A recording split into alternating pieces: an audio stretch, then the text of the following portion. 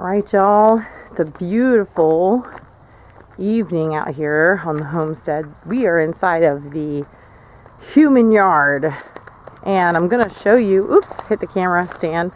I'm gonna show you what I got set up so far, and we're gonna kind of talk about this a little bit and how I'm planning this as my small scale garden this year as I work on cleaning up the big garden. So this is the small garden off to the side of the human yard. The large garden is to my back. What we got going on here is 2 Greenstalk towers. We got the first one here and the second one.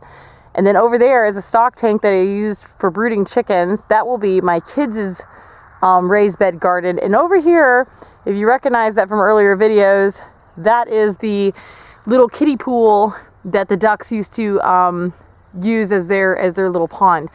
Now I'm using that temporarily. I'm not growing any food in that. That is going to be a hummingbird garden.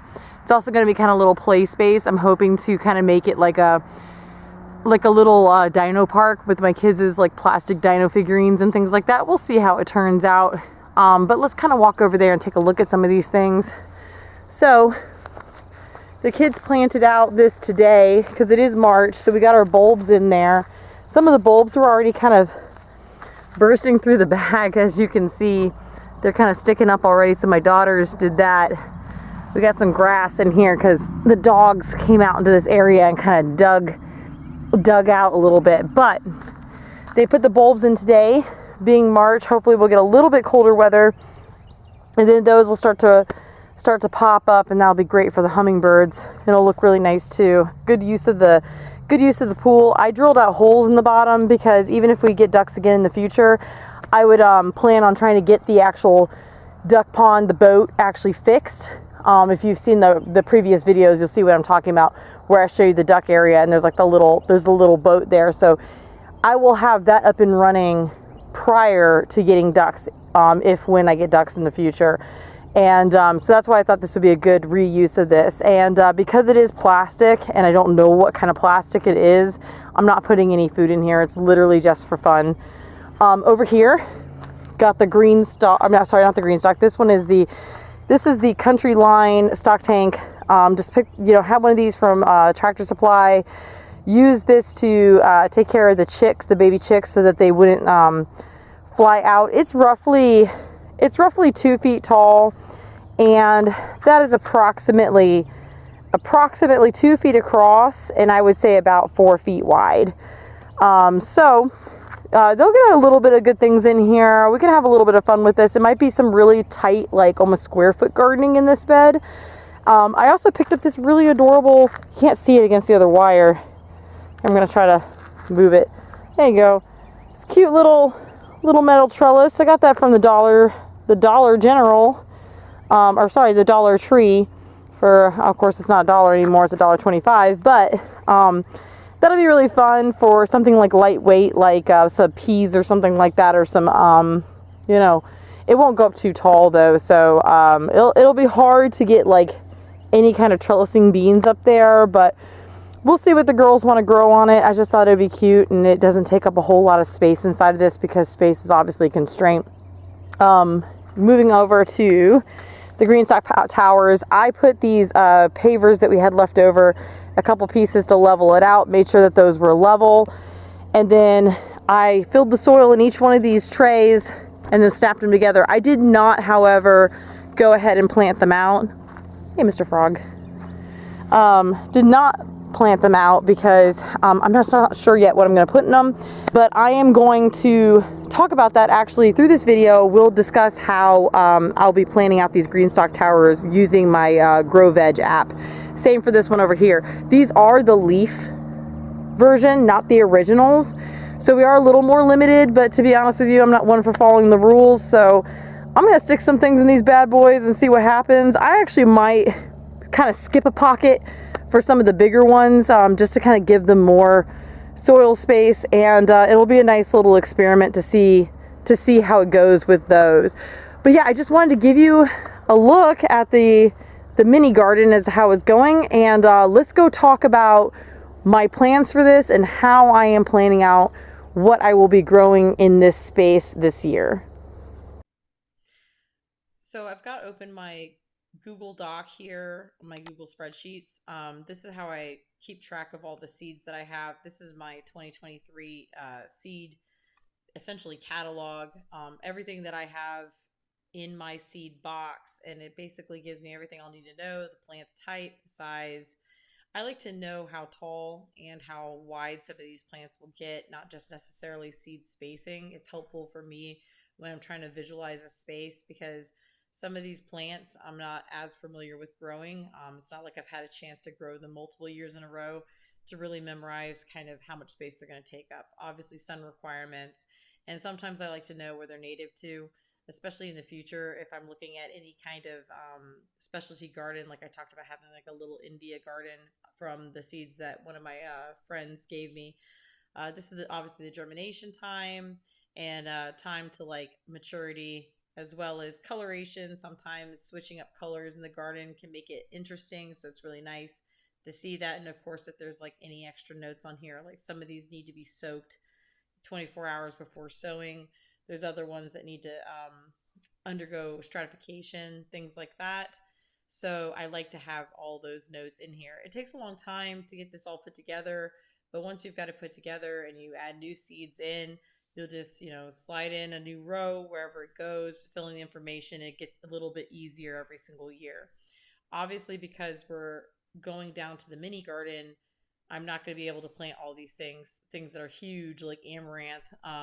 Would not be possible this year. And obviously, we got some of these other ones in here, like asparagus, that takes 3 years to grow.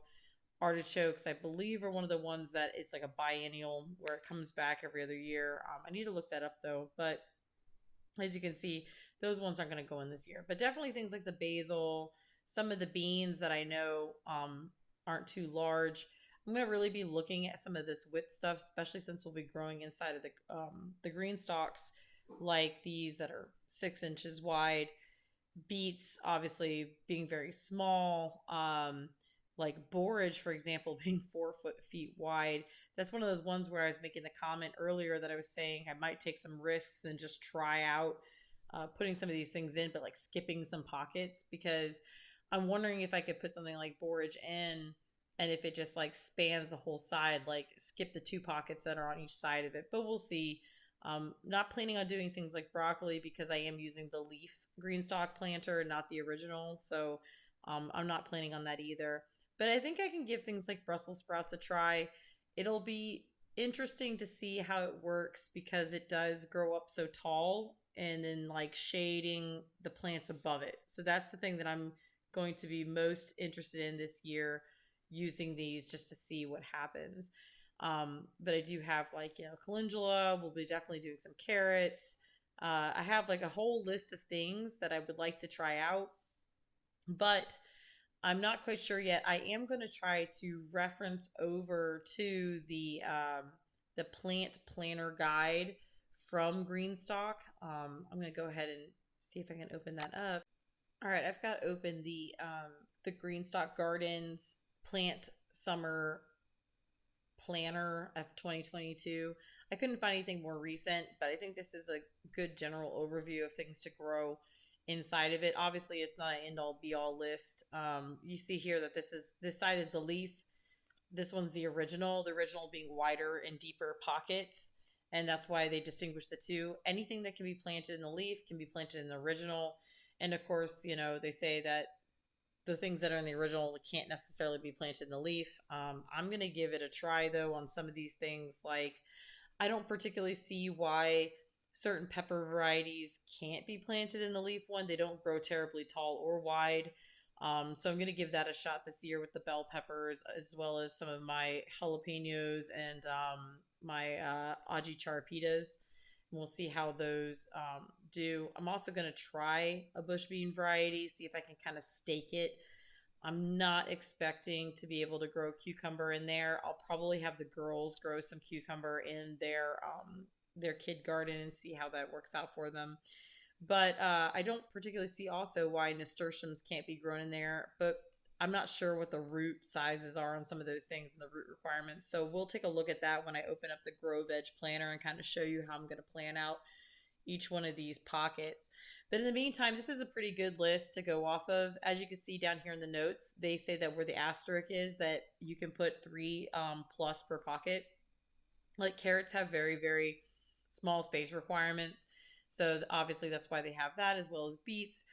So we can fit definitely more in there. I have a feeling I'll do a lot of succession planting with the carrots as we go, as well as spinach, because we do eat a lot of fresh spinach.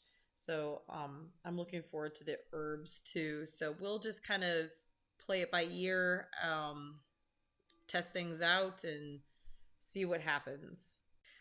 Okay, y'all, I've opened up the GrowVeg app. This is a paid app that I use every year to plan the garden. It's very cost effective. I want to say it's only $19.99 for the whole year.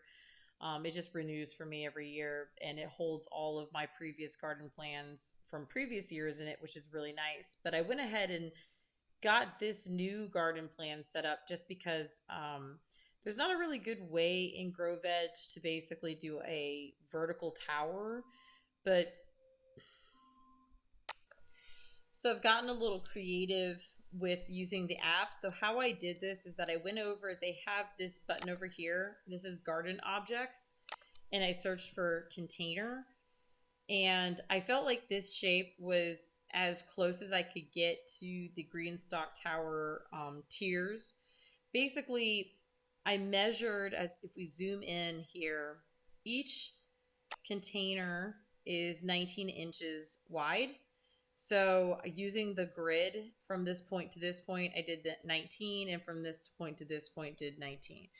I know it's not ideal. It's probably going to be inaccurate for exactly how much we can get in, but it's a good rule of thumb to go off of.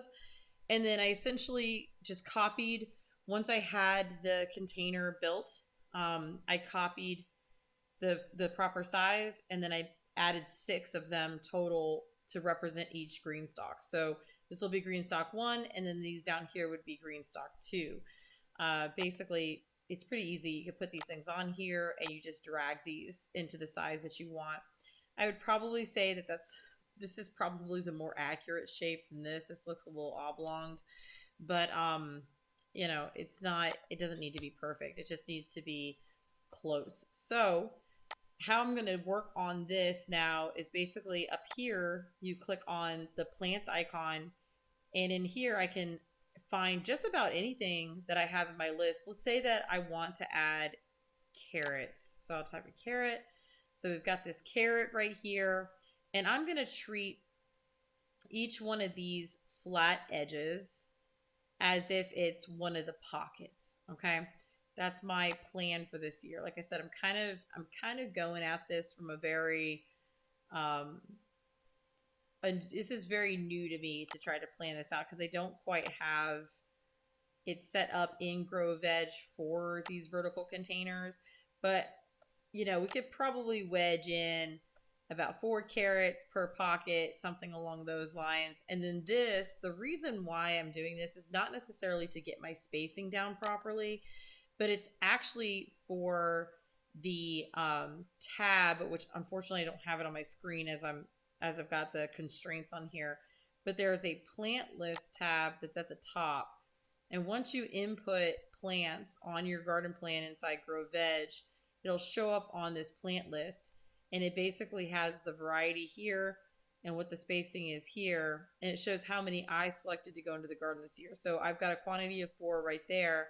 But the nice thing about this is that it will show you when you can actually start planting out. It's a kind of interesting. Usually this highlights, I don't know exactly what's going on right now, but let's see here. So indoors. Looks like they updated the app recently. I'm trying to figure out why it's not highlighting, but let's try adding another one, going back to the plan and try adding something like, let's add a radish and see how it shows up, populates on the list. You could probably get like that. Just gonna, and then go to plant list. There we go. Now it's showing up. Okay, it's probably like a bug or something having just one item in the garden. But notice here now I've got the 4 right there. And then you can follow this legend over here. So you can sow or plant outdoors starting in the middle of March. This is set to my climate. This is set to my zip code. So it'll tell me exactly when I can start planting outdoors, following this green one, and then how soon I can harvest. The reason why it's not showing sow indoors in the blue is because carrots and radishes are suggested not to be started indoors. They're suggested to be started as seeds outside. So, for example, if I did one that can be started indoors, like let's just say I'm going to throw like milkweed in there. Perennial. Woo, it's huge. The whole thing dedicated to it, but let's just look. That's when you see the blue show up. So milkweed can be started inside here around mid-January, and you have this whole entire time to start inside, or you could choose to sow outdoors basically after the threat of frost has passed, which is typically for us Easter Sunday. This is how I am able to track when and how to plant my stuff. It just takes a lot of the guesswork out without having to do really in-depth calendars or things along those lines, because I can actually print this, I can save it, I can export it, and take this with me outside in the garden if I need to. It just really takes a lot of the guesswork out. I've seen some really intricate plans on YouTube and they're great, but for me, the $20 is well worth it to have it all basically just done for me. So I hope you guys enjoyed seeing how I'm going to plan out the garden. I'm going to play around with this some more. Not going to sit here and spend a whole lot of time on the video doing it, but I'll come back later and show you the final product of what I'm hoping to do. And we will start planting out throughout the next few months, depending on what plant it is, and we'll just kind of go from there.